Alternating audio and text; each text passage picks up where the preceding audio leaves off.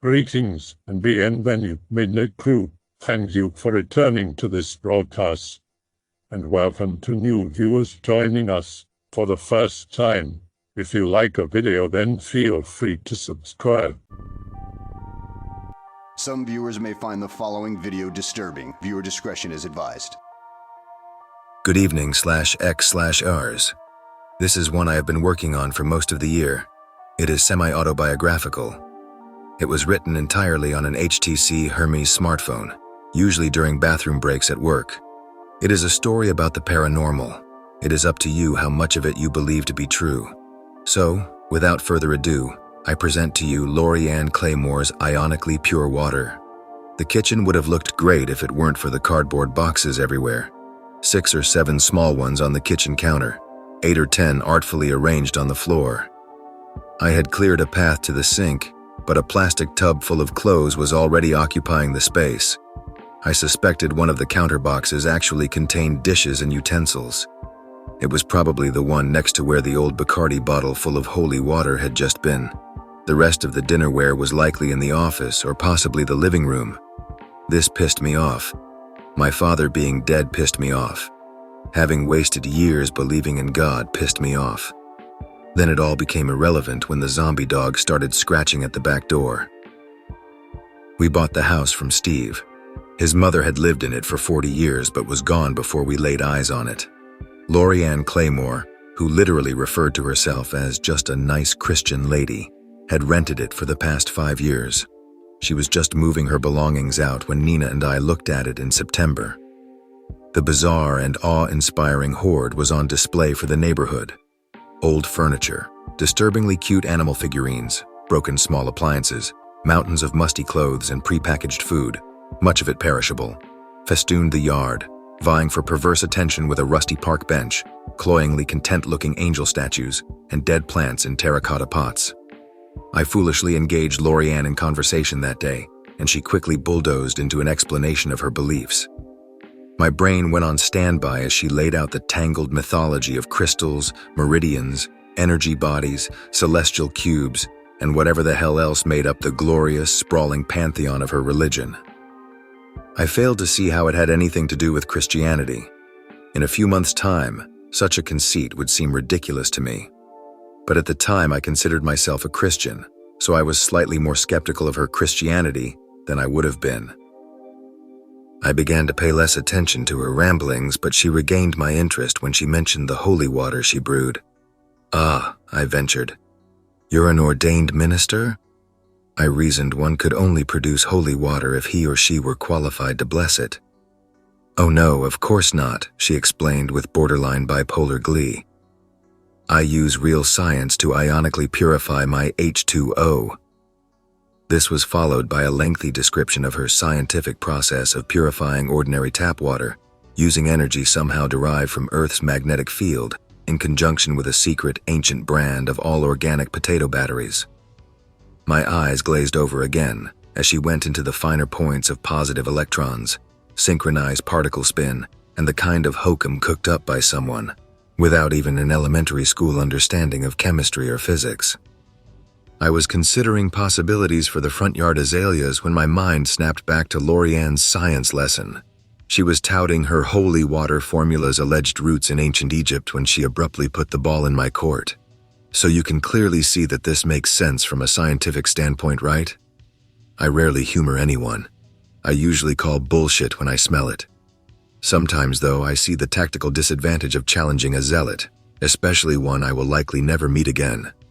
To her credit, she never once mentioned Atlantis or aliens. So, after weighing my options, I stifled the urge to call her a lunatic and went with, "Oh, sure. See," she continued, "I could just tell you were one of the enlightened ones. You know, I gave it to my dog every day and she lived to be 20 years old. That's 140 in dog years." I didn't bother to correct her outdated concept of canine aging. Instead, I stayed with what I thought was neutral. What was her name? Lori Ann's face took on a serious, almost disapproving expression. "Oh, I didn't name her. Dogs are God's innocent creatures and don't need names." "I see." It was only now that I realized just how carefully I had to tread. She was such a smart girl. You know, I buried her right there next to the driveway and put up the shrine. That explained the angel statues and plastic flowers.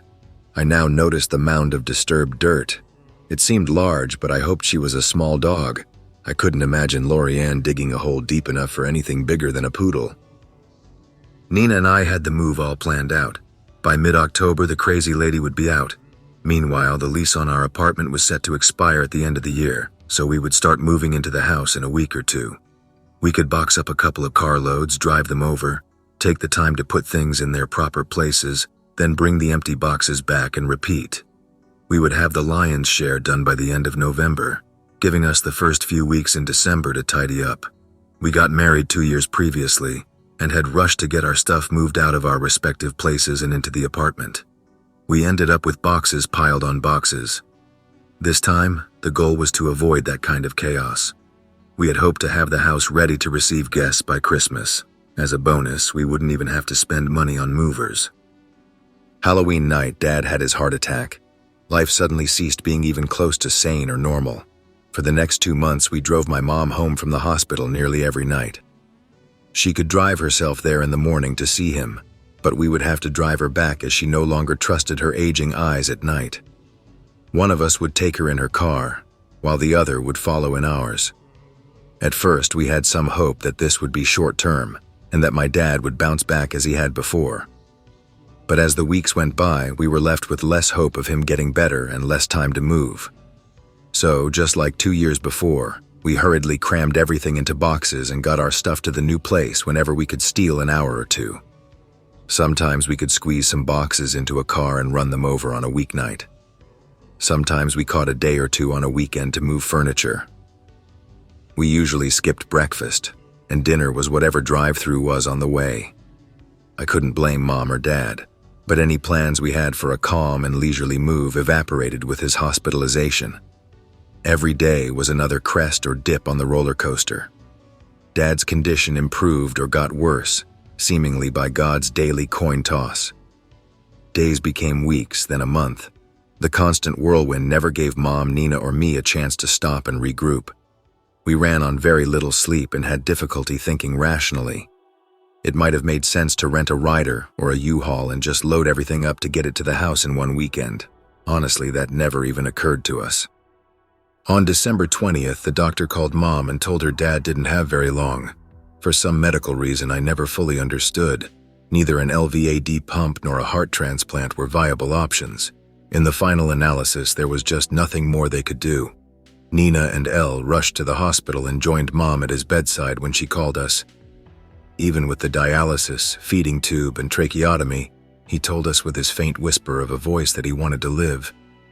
Despite that, his body was too weak from the 50-odd days he had been struggling to survive. We promised him we would not leave him until the end.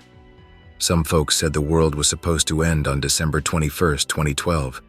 Around 4 a.m. that morning, the world kept turning, but Dad left it. I had never watched someone die before. It was neither peaceful nor holy as our pastor said it might be. It was grueling, disappointing, and empty. It was at that point I saw firsthand the ugly, gaping prospect for each and every one of us. You see, I didn't watch him gaze peacefully off into some imagined heaven and go with a smile on his face. In his final, unconscious hour, his body gasped for air a few times each minute until his brain stem stopped trying. The pulse in his neck I had scrutinized all night and into the morning finally fell still. His hand was already cold by then. Later they would say he went to his reward, but by then I knew there was nothing to that. He was just gone. Christmas was a drag for us all. My faith had been shaken a few times before, but never like this. I played along with the dogma while I tried to comfort my mother and convince her that Dad was in a better place. I appreciated the support of our church family, as we called them, but every time we professed our faith, I felt like a dirty liar. Nina was the pillar that held me up, which was no surprise. Her dependability is one of the many reasons I married her. I tried to be thankful for the birth of our Savior and celebrate that in some small way, but I felt the most thundering desolation and lack of faith I ever have. I had lost loved ones before, but watching it happen slowly before my eyes made it visceral and raw. I felt there was nothing I could believe in except the stark emptiness of a cold, indifferent universe. We managed to get moved into the house the day before New Year's Eve. We were now sleeping in a house with 1 bedroom, 2 bathrooms, and 5 storage rooms. The place was furnished with cardboard boxes, plastic tubs, and trash bags. When we could find time, we unboxed things as best we could and went through them, trying to make the floors visible again, but it was a slow process. So here I was in the kitchen one night in January. It was a new year, but Dad's death still stung. Nina and I owned a house full of boxes, bags, and tubs. It wasn't an impossible task that faced us, but one made no easier by the haphazard placement of our belongings in these boxes. Most of them were unmarked. Some were still labeled with what they had held during the previous move. The weekend was here, so we had just finished an unboxing sprint. Exhausted, Nina had already crashed. I was planning to join her shortly, but the more I thought about everything, the less sleepy I got. I knew people all over the world had it worse than I did. I knew there were children starving, people sleeping on the streets, women who were probably being beaten somewhere right at that very moment. Yet here I was in my own house, well-fed, married to an incredible woman, and employed full-time at a job I loved. Meanwhile, I was throwing myself a pity party because my father was dead, my house was full of unpacked boxes, and I didn't believe in God anymore. I guess that's what they mean by first world problems. I decided I was thinking too much. I needed to tone down the cerebral activity, so I started looking for liquor. I knew it was in one of the plastic tubs in the kitchen. The first one I tried had knives, an electric can opener, cloth pot holders, and a few resealable plastic containers. The second one had an unopened bottle of Jose Cuervo, a mostly empty bottle of Aristocrat, and a half-full bottle of Glenlivet, which I lifted. I was thankful the cupboard already had most of our glasses in it. The freezer had ice, and there was already an opened Coca-Cola 2-liter on the counter. I put the pieces together and started sipping my scotch and Coke. I would have preferred a rum and Coke, but that would have required rum. I remembered the bottle of holy water sitting next to the sink and lamented the fact that its Bacardi label was obsolete. I put it out of my mind and went to go play something on our PS3. Then I remembered it was still boxed up. I grabbed my laptop and thought about hopping on Facebook, but we still didn't have an internet connection. I didn't want to tether it to my phone, then risk losing track of my data usage and wind up with overage charges. While the laptop was booting, I poured myself another scotch and Coke with a higher ratio of Glenlivet this time.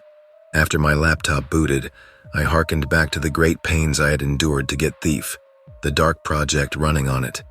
It seemed like the perfect way to get my gaming fix. Before long, I was sneaking my way around palaces and tombs, stealing from the wealthy and giving to myself. I had a few more scotch and Cokes until both bottles were empty. I felt like I was mostly in control of my faculties, but my sense of loss and general annoyance at life were remarkably dulled, so I was a mostly happy drunk. I say mostly because the anesthetic only worked as long as I let it. Let's take a brief side trip to consider the 2 ways to kill zombies in Thief, the Dark Project. Burn them with fire arrows or douse them in holy water. Just before the end of the last millennium, it was the first game I played that actually scared me. Sometimes I would be stalking through the dark, forbidden section of the city, and I would hear that gravelly moan right on top of me, signaling the fact that a zombie was about to start wailing on me. Meanwhile, I would flip through my inventory to see if I still had any fire arrows left, or if I would have to burn up a vial of holy water. That was literally almost 15 years ago. This night, I was pleasantly buzzed, and at least 2 sheets to the wind, if not 3. But I wasn't scared by the approaching zombies. Instead, I got pissed off. I had imbibed my scotch and Cokes to stop the kind of cogitation I was experiencing, but of all things, it was the zombies in Thief that renewed it. I used holy water to turn my water arrows into zombie-killing arrows, and the absurdity of it just overwhelmed me. I calmly took my hands off the keyboard and stared at the wall. With the kind of righteous indignation exclusive to drunk armchair philosophers, I declared to an uncaring universe and/or nobody in particular, there's no such thing as holy water. When Nina and I started moving our things into the house in October, I thought we had hit the jackpot when I saw the full bottle of Bacardi on the kitchen counter. It looked like the clearest bottle of rum I had ever seen until I read the note that was folded under it. To the enlightened ones, few in life recognize the importance of the energy that makes up the universe, which is the energy that connects us all. We are all connected, and everyone from Carl Sagan to the Buddha knew that. As I leave, I wish to impart this parting gift to the both of you.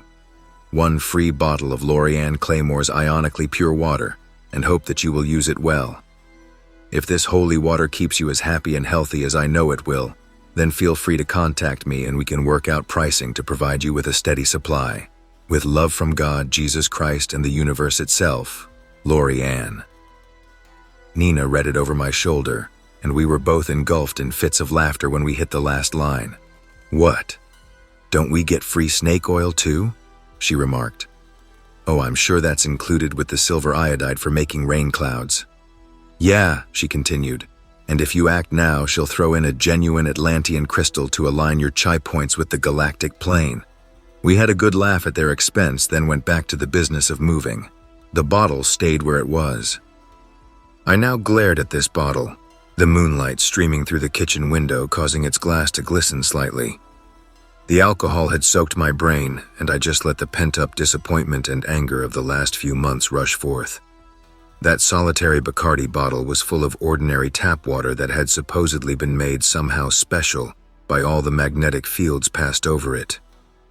In this bottle, I saw all the clever deceit, outright lies, and ruthless exploitation that humanity had perpetrated on itself for centuries. I saw every old widow who gazed skyward in the hopes of joining her decomposing husband up there in the clouds, and who would invariably wind up decomposing next to him in the cold isolation of the grave. To me, that bottle was the charlatan's lie. It was the empty promise of a posthumous award that would never come. It was a Buddhist temple filled with exquisite gold statues while its attendees toiled and sweated in rice fields just to survive. It was young men whipped into enough of a frenzy to willingly strap explosives to their bodies and kill as many bystanders as they could. That fucking bottle was self-delusion. It was also 2 lies in one. The first lie, the label promised rum, which it definitely did not contain. The second lie, the promise of something more than just the water it actually did contain. My booze-drenched monkey brain was now driving me to do what I wished I had done the moment I set eyes on that stupid bottle. I walked over and grabbed it off the kitchen counter. I held it aloft, scrutinizing it with drunken contempt. I reached for its plastic cap, ready to twist it off and upend the bottle, sending its contents down the drain before a poetically perverse notion struck me. A spiteful glee welled up within me as I calmly turned to the back door and made my way outside. Under the cold light of the full moon, I walked slowly, reverently, and with excessive mock gravitas toward the final resting place of the nameless pooch. The angel statues had left with their owner, so nothing but a discolored mound of dirt marked the burial site. When I reached the canine's grave, I slowly uncapped the glass bottle of Lori-Ann Claymore's Ionically pure water and briefly sniffed it. It smelled like ordinary chlorinated tap water. I then spoke to the night. "Since I'm fucking wasted, please be here with us as I give this poor old forgotten dog a name." I tipped the bottle and its clear contents began gurgling out, darkening a patch of the dead dog's dirt pile. "I christened thy dead furry tail, Fido. Yeah, all my self-perceived wit and intelligence and fucking Fido is what I came up with." A snort of self-effacing laughter escaped my nose as I shook the empty bottle to relieve it of its last few drops. I stared at Fido's unmarked grave. A twinge of leftover guilt tugged at my conscience for the mocking. Well, I thought to myself, he can strike me dead if he doesn't like it. But no lightning came. No thunder rumbled. Nothing happened. The moon still silently reflected sunlight from the other side of the planet. The cold night breeze still nipped at my skin. Standing alone, having dumped out the water, and having said my piece to a deity in whom I no longer believed, I tried to put a finger on what I felt. I did not exactly feel lonely. I knew that as soon as I went inside, I could slip into bed next to my precious Nina. It definitely wasn't loneliness. No. It was disappointing. I knew better than to expect anything to happen. Had I not just been running through the laundry list of what made faith such a terrible thing? Yet here I was, realizing that I had halfway hoped something special, magical, or, dare I say it, holy might take place. I don't know what I was expecting, my heart with some kind of reassurance, my father to appear in front of me and told me he was okay. At that moment, I finally accepted that nothing was going to happen. Nothing at all. With just a hint of remorse, I trudged back to the house. I tossed the empty bottle into the recycling can, then went inside. I closed the back door and locked it. I walked the short distance to the steps leading up to the kitchen.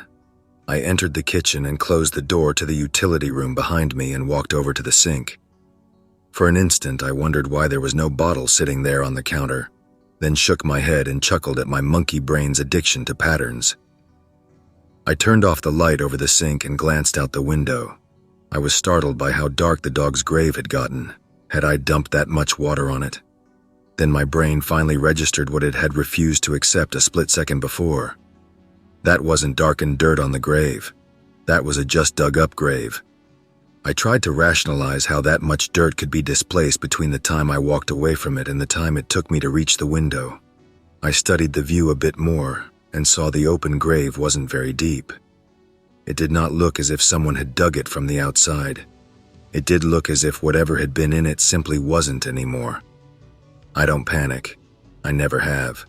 When I was 10 and almost set the backyard on fire, I didn't panic.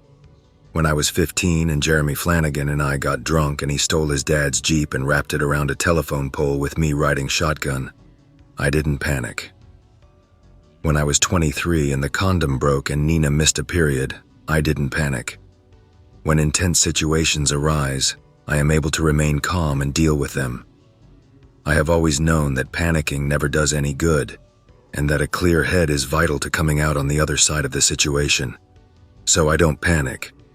When I suddenly heard vigorous, frenzied scratching at the back door, I didn't panic, but I have never been so close to it in my life. I'm sure you know what my first thought was. Despite my normally logical and rational frame of mind, I was drunk. So my first thought was that the dead dog had climbed out of its grave, and its reanimated corpse was now scratching at my back door. My next thought was a much more common-sense explanation. Between the time I walked away from Fido's grave to just now, some normal, healthy, living, breathing neighborhood dog must have wandered into our front yard. It had sniffed at the holy water I poured out, dug at Fido's grave for whatever reason might strike a dog's fancy, then possibly saw or heard me enter the house. Surely this dog was now scratching at my door in hopes of obtaining a scrap or two of food. To prove this to myself, I went back out to the utility room and stood before the back door. Rather than open it and let a potentially flea-bitten stray into my house, I pulled back the curtain from its window. An eyeless dog skull grinned up at me. A brief flash of terror nearly overwhelmed me before I realized the all-too-well-articulated dog skeleton was sitting completely motionless at the door. I laughed at my wife's cleverness. I didn't know how she pulled it off, but this had to be her best prank so far. This thing looked incredible. I turned on the back porch light and studied it through the window. It was mostly bone, covered in patches of decayed-looking skin, bedecked haphazardly with dirty clumps of reddish-brown fur. I didn't know if she had bought this at Spirit back around Halloween, or if she had made it herself. Either way, I didn't know how she had managed to keep it hidden from me. I knew she had to be nearby, listening, waiting for my scream of terror. If only you could make it move, I lamented aloud. On cue, it cocked its skull to the side and its bony tail started wagging. Oh, this took the cake. Even under the back porch light, I couldn't see any strings being pulled. This zombie dog must have been motorized. She was probably doing this remotely. As quietly as I could, I slowly backed away from the door and tiptoed back up the steps. I was sure she was expecting me to freak out, and I admired all the trouble she had clearly gone to, but she didn't get me this time. I was going to catch her in the act, and then we'd have a big laugh and then maybe even a little nookie before finally getting to sleep. I was creeping toward the bedroom when I heard another bump and scratch at the door. Nice try, I thought. She was either out there pulling strings or in the house operating a remote. Regardless, she was about to be busted. I entered the bedroom to see her lying in bed, drooling on the pillow, snoring lightly, with both hands plainly visible. "All right, the jig's up," I declared victoriously. She inquired sleepily as her snore broke. "You have the remote under the pillow, don't you?" She seemed to come a bit more awake. With her open mouth against the pillow, she replied, "The remote is on the couch. You coming to bed soon?" This was when the first twinge of actual fear hit me. It wasn't panic. Not quite. See, whenever Nina fakes being asleep, I know it. She just can't pull off pretending to be out. After the first few seconds of her fake snoring or her sleepy speak, I know she's really awake. She wasn't faking this time. In the few seconds it took me to realize this, she was already out again. However, my wife wasn't the only one who could prank me. I realized it was probably someone in the neighborhood who had their remote control zombie dog sitting at my back door. It's one thing if my wife trolls me. It's another thing if it's a complete stranger. I was no longer amused. I crossed the house and was at the back door again. I pulled back the curtain and the skeletal canine was now lying down. As soon as my face was at the window, it jumped up at me, its jaws opening menacingly. I screamed and jumped back as it thumped and scratched at the door, immediately annoyed at myself for being scared. The curtain fell back into place, but I could hear it start scratching at the door again. Somewhere in the back of my mind, an alarm went off. Some part of me was thinking there was no way a robotic prop from a Halloween store could scratch at a door so vigorously, so much like dogs I had owned or at least known in the past. But then, the rational part of my mind won out over superstition yet again. Sure, this thing looked like the most realistic rotted flesh-covered dog skeleton, but there was no way the bones could hold together unless they were wired up, and there was no way a dead dog could move unless it was being controlled by someone. My next thought did not instill as much fear in me as it did disgust. If this thing looked so realistic, was it possible someone had made a robotic prop out of an actual dead dog? Had someone dug up someone else's pet, or even their own? God forbid had someone killed a dog just to make a creepy puppet. All these possibilities ran through my mind in a matter of seconds as I stood back from the door. After a few more seconds, the scratching stopped. I decided I had had enough. As quietly as I drunkenly could, I stepped away from the back door and sneaked my way into the dining room next to the kitchen. I thought of peering out the dining room window, but there were too many bags of clothes piled up in front of it, and it was covered by a curtain. I then made my way to the den and opened the front door as quietly as I could. It took me half a minute to open the storm door without it creaking, then another half minute to close it silently, leaving the front door slightly ajar behind it. I was already off the front porch when I realized I was unarmed and had no light. I doubted anyone putting together such an elaborate prank would be carrying. Correct or not, it didn't seem to fit the profile. I continued to the side of the house slowly and quietly, ready to spook whoever was behind this. I rounded the corner, and there was nobody there. I kept walking until the dog was in sight. That was when the smell hit me. It was a whiff of long-ago death. It was the scent of something that had been buried long enough that the pungent, almost sweet aroma of fresh decay had been stripped away by earth, time, and maggots. My nephew is an avid deer hunter. He has logged many hours in the fields and forests, slaying Bambi and friends for the sake of trophies and delicious meat. As a boy, he learned much about deer from my brother-in-law. This night, I recalled a tidbit of deer hunting wisdom he once shared with me. He told me that when tracking a deer, you might get noticed, but you may have as many as 2 chances. If you're seen, the deer may second-guess its eyes. If you're heard, it may second-guess its ears. But if the deer smells you, it's out of there. A deer will never second-guess its nose. I understood the deer as I stood there, watching this dead dog turn its skinless, eyeless, toothy, grinning head toward me. If the logical part of my brain had been working just then, I might have considered that my hypothetical prankster was controlling the zombie dog from the shadows, having anticipated my front door ploy. I had second-guessed my eyes and ears, applying logic and rational thought to what seemed impossible. But now, standing outside with this putrid undead beast, my nose told me the truth. This was not a prop. This was not a robot. This was a rotting undead dog corpse that had been beating on my back door. And now it was turning and coming for me. The lean mess of bones sprang at me. I only caught enough of a glance to see it was not motorized nor suspended by wires, and nobody else was near. I was already bolting back to the front door, adrenaline fueling my terrified flight. I took all 5 of the front porch steps as if there were only 2. Then I swung the storm door out with a labored whoosh. I immediately heard the click of the front door as the vacuum pulled it shut. The abomination's skeletal paws pounded the dirt behind me as my hand closed frantically over the doorknob. My heart dropped as I wrenched on the knob and it didn't turn. I had left it locked when I came out. The decayed beast was at the foot of the porch steps. I knew there was no way I could fish the house key out of my pocket in time, so I dove left over the railing and landed behind the row of azaleas just as it bounded up the steps. I was now on the ground, on my ass, and already feeling a new pain in my left ankle.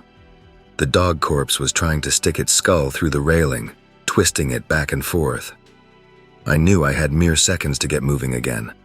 I stood and steadied myself against the front of the house. My ankle was starting to get angry with me, but the adrenaline was letting me ignore that for now. I quickly stumbled my way to the first opening I could find between the bushes. Already I heard the dog scrabbling its way back down the steps after me. My first thought was to break for the street. I had run with enough living dogs to know I would be at a disadvantage in a flat-out sprint, especially with a bad ankle, so I ruled that out. Instead, I made for the fenced-in backyard.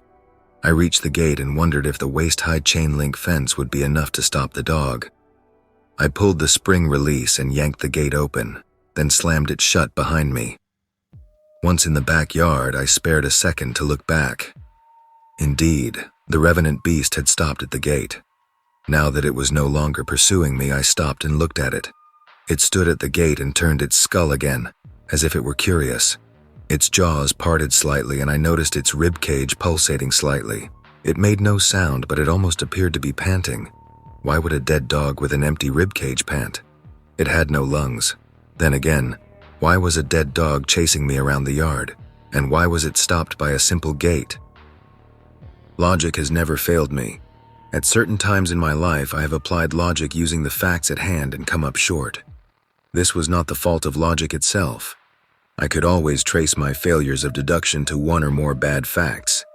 When all the facts are known and all the rules of a situation understood, logic always works. Before tonight, I had assumed it was impossible for a dead dog to dig out of its own grave.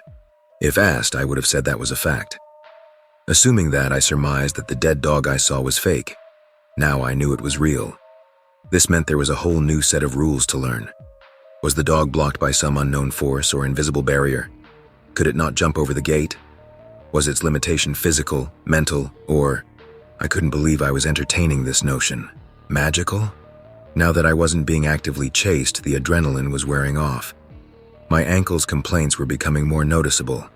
I contemplated my next move. I considered re-entering the house through the sliding glass door in the backyard. Then I remembered it could only be unlocked from the inside. I went over to the bedroom window to knock on it and try to wake Nina. The window was several feet above my head. I tried reaching up to the window, but standing on my tiptoes was not going to work with my twisted ankle. I looked back at the dog corpse. I could hear the swish in the grass as its bony tail started wagging again. Was killing me some sort of game to it? I tried to think of what to do next. I could still walk, but it was going to be harder the longer I waited. I considered traversing the backyard and coming full circle, re-entering the house through the very back door the thing had sat in front of earlier. But it was outside the fence. Could I unlock it before the dog circled the house for me? Our cars were parked there too. Could I get in the car faster than I could get in the house? Before I could think another thought, the monster stood up, stepped back a few feet, then leapt right over the gate. For a split second, I was stunned as it trotted toward me. I turned and ran. I could hear it speed up as it gave chase. I took 3 or 4 steps at full tilt before my ankle gave out. I fell and twisted on the way down, landing on my back. I knew it was all over then. The undead creature came straight at me, its putrid odor assaulting my nose. I was powerless as it sprang up on its hind legs, its bony front paws still retaining their toenails, its jaws parted, ready to rend the flesh from my body. What I felt then was not panic. It was a horrible wall of hopelessness, an absolute knowledge that there was nothing I could do. I saw no options before me, here at this wretched end to my life. The sheer terror of being mauled by this thing bubbled out of me, and I realized I was screaming. I had always read that in stories. The protagonist says he heard screaming, then realized he was the one doing it. That never rang true to me until this very instant. But what was even more surprising was the thing's reaction. Obviously, it didn't kill me. Instead, as soon as I started screaming, it jumped back and ran away several paces. It then stopped and turned to face me. I was still petrified, still thinking I was going to die, so it took me a while to settle my mind and assess my situation. The first thing that struck me about the undead dog's new posture was that its bony tail was between its legs. Its head was lowered as if it were afraid. What the hell? The question was out of my mouth before I knew it. At that, the thing's head sprang up and its tail started wagging again. The fear returned, and I did the only thing I knew would hold the creature at bay. I screamed as loudly as I could. Once again, the thing spun and dashed away from me, its tail between its legs, its head cowed, looking for all the world like it was afraid of dying all over again. Now that I had it on the run, I carefully stood up and started scanning the dark yard for a weapon. I had recently dug out a young pine tree that had started growing right in front of the back door, and I hoped against hope that I hadn't put the shovel away. I glanced at the house, and there it was, leaning against the wall. Keeping my eye on the beast, I walked slowly toward the house, shouting, "Hey!" every few seconds when its tail began to move again. Each shout seemed to subdue it, and I soon had a shovel in hand. I began limping across the yard toward the zombie dog and shouting, "Hey!" and "Ha!" every few seconds. It cowered and backed away from me until I had it cornered against the back part of the fence. I gripped the shovel in both hands. With a powerful yell, I raised it over my head and prepared to bash this skeletal monster to its second death. Its tail was now hidden from view and its skull was almost on the ground. That was when everything fell into place in my mind. I was still bellowing my berserker cry, and the shovel was already coming down when logic once again caught up with me. I strained against my initial movement, my change of mind almost traveling too slowly down the neurons of my arms, almost not willing them to stop in time, but stop they did. The shovel hung there inches above the thing's skull. I let go with my left hand and swung the shovel away with my right. I planted the blade in the dirt and leaned on the handle to support my weight. "Oh my God," I said, trying to hold back the tears. "I am so sorry, Fido." Its skull lifted a bit and its tail started to wag ever so slightly. "It's okay, girl. I'm not gonna..." I choked back a sob. "I'm not gonna bash your head in with a..." I was going to finish the sentence with a fucking shovel, but I was now weeping openly over what I had almost done. This skeletal thing, as hideous and unnatural as it seemed, was nothing but a dead dog come back to life. It was not a demon. It was not a monster. She was just a fucking dog. She never wanted to hurt me, let alone kill me. She just did what dogs do. She scratched at the door because she wanted to come in. She ran to me simply because I was there. When I ran away, she chased me. That's what dogs do. When I got inside the fence and closed the gate, she stopped until she decided she could jump over it. Then she came at me. She was just being affectionate. She couldn't help the fact that she was dead. When I screamed, she backed off, but not because of some arcane power I had invoked. She was scared and thought she was in trouble. Then I terrorized her by chasing her across the yard with a shovel, shouting at her the whole time. No doubt the alcohol was playing hell with my emotional state now, but I still felt terrible about what I had almost done. Her skull was now raised, jaws parted, and her ribs contracting and expanding ever so slightly as if she were silently panting. Her tail wagged timidly. "It's okay, you're a good girl," I reassured her. Her tail began wagging more vigorously. I reached out to pet her almost instinctively, then I hesitated. She wasn't a bloodthirsty hellhound, but she was still an animated bony corpse and the stench of death still clung to her. Call me selfish, but I didn't want to get any of that on me. How would I explain that? Of course, that got me thinking. How would I explain any of this? If this phenomenon was permanent, would I have to worry about reporters, government agents, and random gawkers descending upon my house? How would I keep this secret? Meanwhile, she reached her skull up to my hand, apparently sniffing it, then pulled back. I had felt no breath from her, no fine mist of dog snot. She was cute in a pitiful and morbid way, but the whole thing was still incredibly eerie. "So," I started, causing her head to perk up. "What are we gonna do? I'd give you a treat." At that, her tail wagged a bit more enthusiastically. "But I don't have any. Besides, I don't know how you'd eat it, not having any guts and all." Her skull tilted in that way dogs' heads do when they are curious or just thinking. "If I had a stick or a ball, I would..." She suddenly jumped up and took off running, briefly terrifying me in the process. I looked to my right, my eyes following her skeletal form as she melted into the darkness. I could still hear her rustling through the tangled brush and layers of leaves on the right side of the yard. It was a mess over there, since I had not yet gotten around to clearing it out. I had no idea what was over there.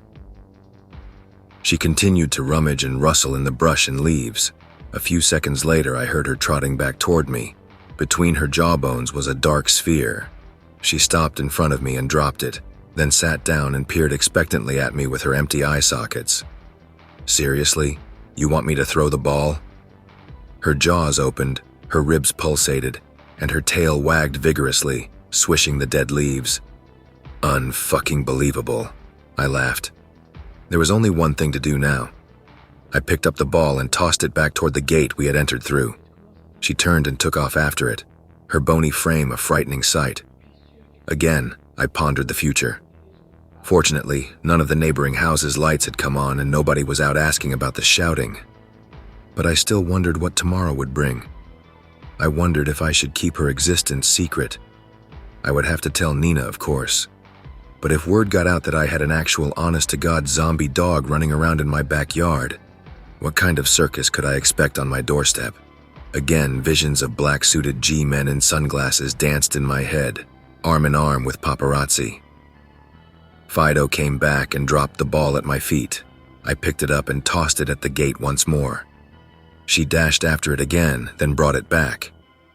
This cycle repeated a few more times before she finally picked up the ball, then immediately dropped it again where it had landed. She trotted back and sat in front of me. Her tailbones brushed the grass and leaves as they wagged. "Well, what do you want, girl?" I inquired. Her jaws parted and her ribs pulsated again. I could imagine a tongue hanging halfway out from over the bottom teeth.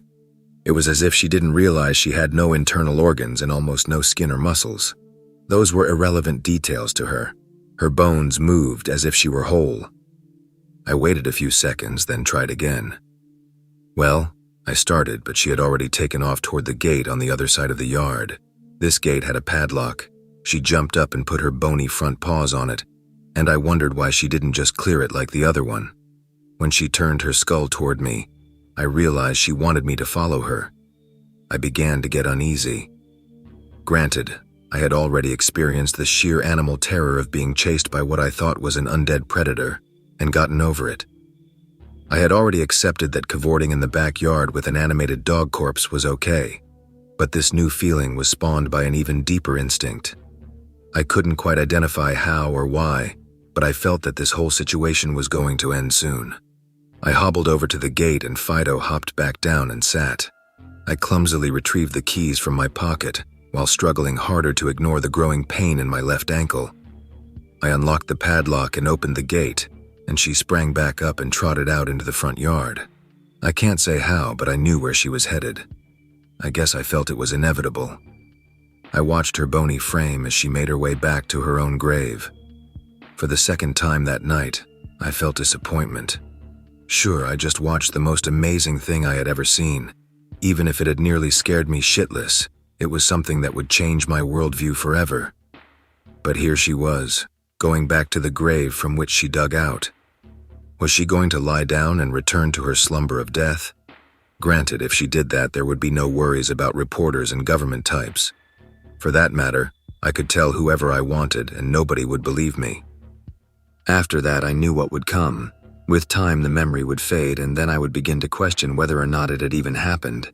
Within a year, my skeptical monkey brain would condition itself to believe that releasing a zombie dog from its grave with fake magic water, being chased by said zombie dog, then ultimately befriending it and having it fetch a fucking ball before it went back in the ground, was all nothing more than the most grand alcohol-fueled hallucination ever. But at that very moment, with my ankle throbbing and the alcohol already beginning to wear off, I knew this was no hallucination. I closed my eyes and did a quick self-assessment. I did not panic. I honestly did not feel crazy. I resisted opening my eyes again, fearing that Fido might not be there anymore. But I resigned myself to that possibility and opened my eyes. She was still there, now standing by her grave. "I guess it's almost over, huh?" I mused. Her segmented tail waved a little but then went down between her leg bones. Her skull lowered, almost as if she were sniffing her grave. She then turned and scampered back to me and sat at my feet. "Is this goodbye then?" I asked her. Her jawbones parted and her ribs pulsated slightly. I imagined her invisible tongue barely passing her lower teeth. It reminded me of my old English Springer Spaniel we had when I was a kid. His name was Leviticus. He would sometimes just barely open his mouth and pant, not because he was hot, but because he wanted something, and he felt you hadn't quite figured it out, but you were close. Mom called that his silly face. Even though she had no tongue, I could tell Fido was giving me her silly face. "Look, girl," I tried explaining, "I'm kind of slow, especially tonight. You're going to have to show me what you need." She stood back up, turned, then trotted back to the grave. Again, she lowered her head. This time, she began pawing at the dirt.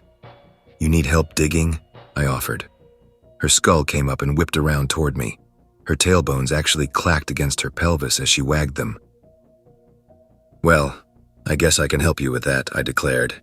If she needed help digging her own grave back up, it was only fair I give it, since I had apparently awoken her in the first place. I turned and re-entered the backyard, but took my time as my ankle was really flaring up now. I picked up the shovel, then returned to the front yard. Her tail was pointing at the ground as she pawed tentatively at the soil. It began wagging again as she heard me approach. By this point, I was thankful I had the shovel, as I was now using it as a crutch. Once I reached Fido's grave, I had to put some weight on my bad ankle to get the shovel into the dirt. I wasn't digging very efficiently, but earth was being removed. I paced myself. This was a marathon, not a sprint. To be perfectly honest, I wanted to keep this amazing little monster of bone, sinew, and patchy flesh around just a little bit longer. Whenever I would jam the shovel into the soil and lean on it for a moment's respite, Fido's eyeless gaze would bore into me as her head and tail dipped low. When I could no longer bear her disappointed look, I would begin digging again. After a while, I looked up and noticed the sky, though still a deep dark blue, was just a shade lighter than it had been. Everything around me was beginning to get slightly more visible. I realized I was now completely sober. The stars were beginning to wink out, and the sun would be up in less than an hour. "Oh, Fido," I pleaded, leaning on my shovel once more. "Please tell me this is deep enough." By my rough estimation, the grave was now deeper than it had originally been. Fido just lowered her head again, her tail once again slinking down between her legs. The crazy lady had buried her too shallow, apparently, so by God or whomever, I would make sure she was deep enough she could rest peacefully. I dug some more. Shovelful by shovelful, I kept making the hole deeper. The grave was probably a 3x5 oval and was about 2 feet deep when the shovel hit something. Fido's skull perked up and her tail once again wagged so hard the bones clacked together. This was when it suddenly clicked. I knew in my heart of hearts that this was never about Fido resting in peace. She had wanted me to find whatever this was all along. As if to confirm my thoughts, her skull began snapping back abruptly, her jaws snapping open and shut. Her ribs convulsed with each toss of her head. It took me a few seconds to realize that, if she still had lungs and vocal cords, she would have been barking. Between bouts of phantom barks, she would occasionally level her head and keep her jaws slightly parted. Again, I imagined a phantom tongue traversing that lower jaw and hanging halfway out. She seemed so elated that I had finally figured out what she was trying to tell me. I wondered what my shovel had hit. It didn't feel like rock or metal. It was hard enough to be wood, perhaps a box. My mind was immediately filled with visions of an old box full of gold or money. I was about to dig up buried treasure. And it was all thanks to this zombie dog. I jammed the shovel into the ground and stepped into the grave. I heard a clacking of bones behind me, and a slight, instinctive thrill of fear ran through me. Cautiously, I turned to see Fido spinning slowly in a circle, then a second circle, then a third, before finally clack-flopping down onto the ground. She opened her jaws wide for a few seconds, and I realized she was yawning. She then laid her skull down on her front paw bones and watched me patiently. Her ribs still barely moved, as if she were still phantom breathing. The fear immediately passed. Dead or not, she was tired. I knew I sure was. I went back to the dirt. I didn't want to use the shovel for fear of damaging whatever it was I had discovered. Behind me, I once again heard the slight clacking of Fido's bones as she got more comfortable.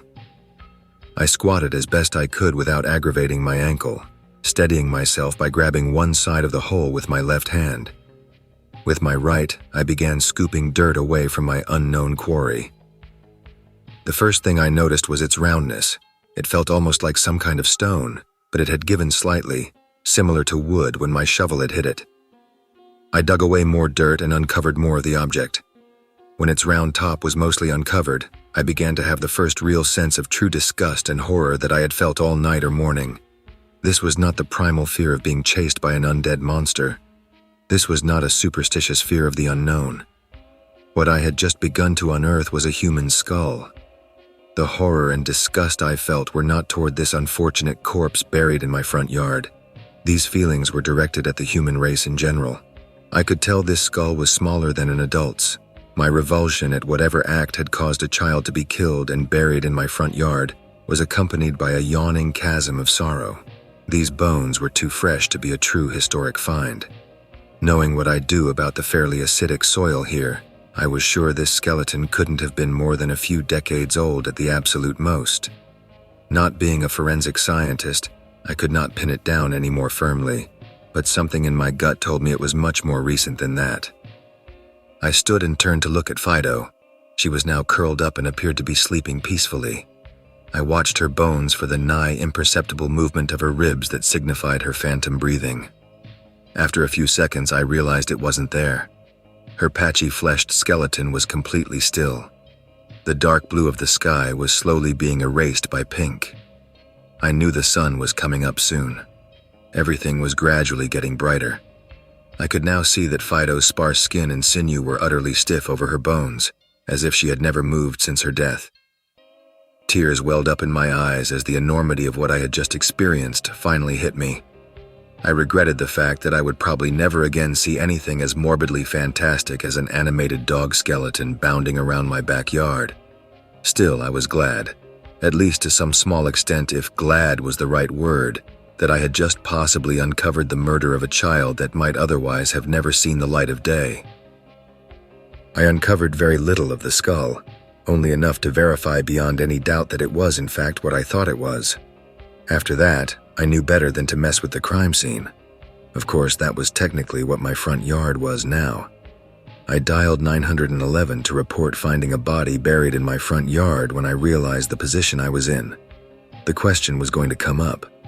Why was I digging up my front yard before sunrise? There was no way in hell I could tell the truth, so I went with something close enough but still plausible. I was drunk, of course, and I got it into my head that the old dog out there couldn't possibly be buried deep enough, so I was going to dig her up and bury her deeper. Then, lo and behold, I hit the poor kid's skull and the rest was history. To say that the next few days were a blur is surely cliché, but no less true. The detective who questioned me didn't even bat an eye at my story. I got the impression that he had seen much worse and much stranger things in his time, especially where alcohol was involved. In the back of my mind, there was some fear that I would be a suspect in the child's murder. That was very quickly and easily ruled out, as there was absolutely nothing to link me to it. Dental records and DNA identified him as a boy who had gone missing 4 years ago. Of course, we did not live in the area 4 years ago. A scene I had feared while gallivanting in the backyard with Fido did come to pass, at least somewhat. They weren't a swarm, but a few reporters did show up. The local TV crew was very courteous and professional. Mercifully, they left out the embarrassing context of my supposed alcohol-fueled early morning excavation. I still felt awkward admitting that I dug up the poor old dog, but I let my emotions go just a little when I recounted discovering a child's skull in the ground. It wasn't an Oprah-worthy weep fest, but a tear escaped my eye. I hope it helped their ratings. People from the local paper came by as well. I gave them the same story about wanting to bury the dog deeper and finding the boy's bones. Not once was I even remotely tempted to tell the real story. Lori-Ann had moved to Florida. Within a few days, she was extradited and on her way back to Virginia. I caught a clip of the reporters asking her what her involvement was. She still had that crazed look in her eyes, but she claimed she was innocent. Sure, she buried him in her front yard, but he was dead when she found him, at least according to her. I honestly don't know if she killed the boy or not. After talking to her just that one time, I actually find her story plausible. Some people are just crazy enough to do the least evil thing you would think. All I know for a fact is that he was buried under her dog. That's what I will testify to in court. I'm just counting the days until that subpoena shows up. The buzz has already died down and the news apparatus has moved on.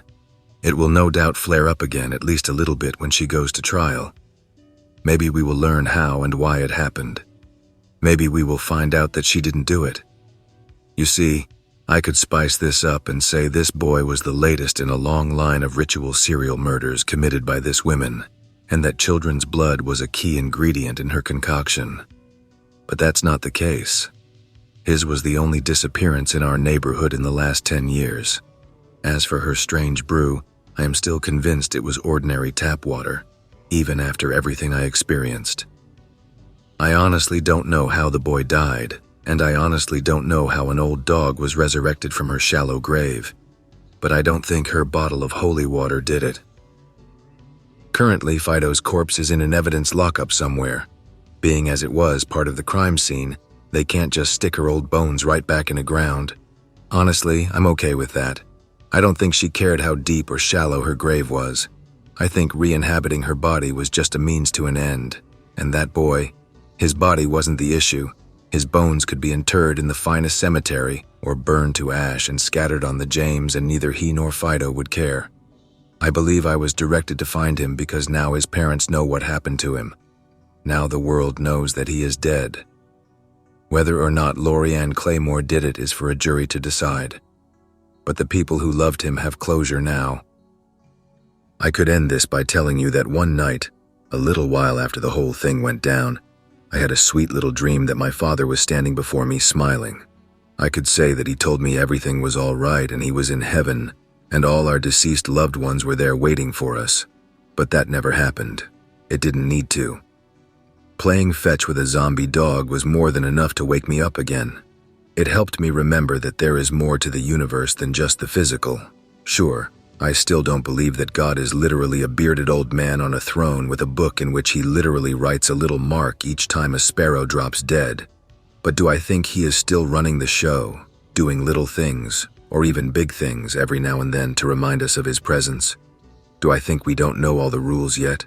Do I think there is still way more to discover about how it all works? You're damn right I do.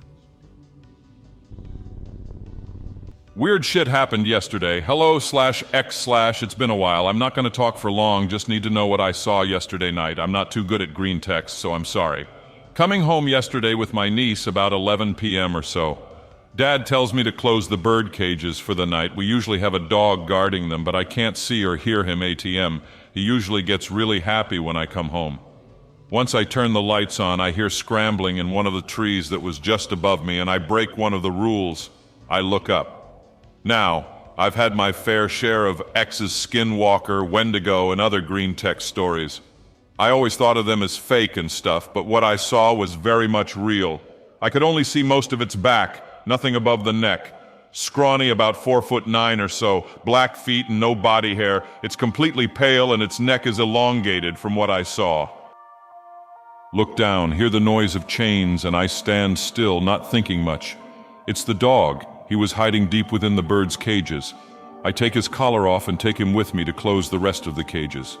Now, When I went to close the second cage, I saw the dog whimpering while looking at the roof, and with only the light coming from it on the other side, his face was still dark. It was weirdly shaped, almost like one of those gray aliens, but thinner. Didn't see much of it before Dad came in, but I'm sure I saw what appeared to be horns, stubby horns. No eye reflection, though. Dad comes in. The dog is relieved and lunges at the insides of our home, still scared somewhat. I just felt indifferent and really didn't know what to think. Now, my family is very Christian, so when I first tell my mother, she begins hugging me and telling me to get my prayers, beads, and a cross. She gets the holy water. After some chanting and such, she tells me I should go to sleep, but make sure I lock my windows, which look directly at the roof, and lower my curtains. She gives me 5 grams of pure silver. Forgot to put some context, but whatever. I live in a somewhat rural part of northern Mexico. Santiago, Nuevo Leon to be exact. It's a nice home close to the thick, bushy mountains of Monterey. We have a somewhat similar story to skinwalkers called nahuales.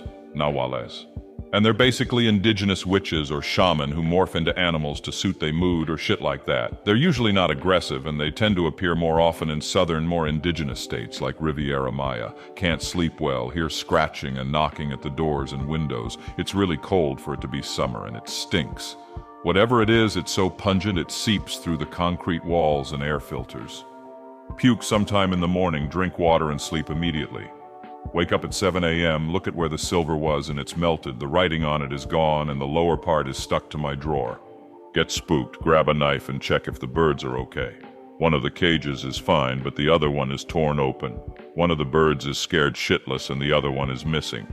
Tell Dad he's not much of a believer, so he tells me it's just a raccoon, since we had a previous incident with raccoons and our birds, except that one time we got the fuckers.